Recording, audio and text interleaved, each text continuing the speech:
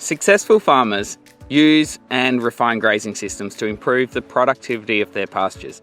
This in turn helps them improve their animal and pasture performance. Hi, I'm Ollie from Pasture-io, and today we're going to discuss the pros and cons of 3 grazing strategies, and we'll talk about how herbage-data based rotational grazing can help you improve productivity.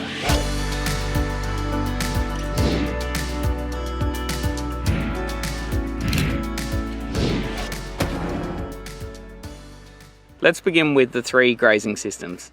Grazing system number 1, continuous grazing. In a continuous grazing system, your animals graze a pasture continuously over a period of time. In this system, your pasture doesn't get any rest period.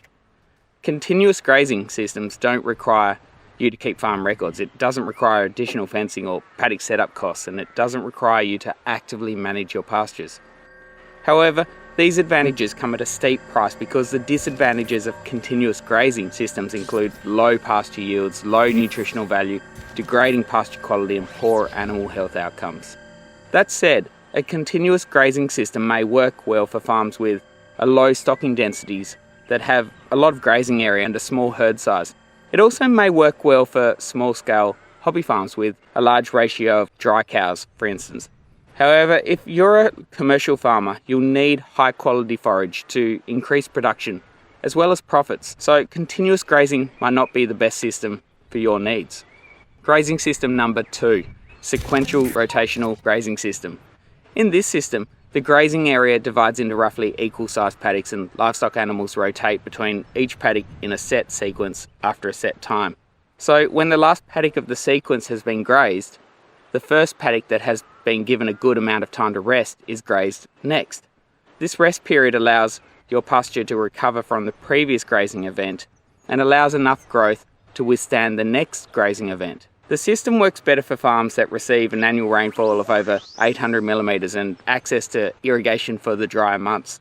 Under these conditions, sequential rotational grazing offers higher pasture yields with high stocking densities without compromising pasture quality. However, implementing this system requires more upfront investments to create fenced paddock areas with access to a stock water supply.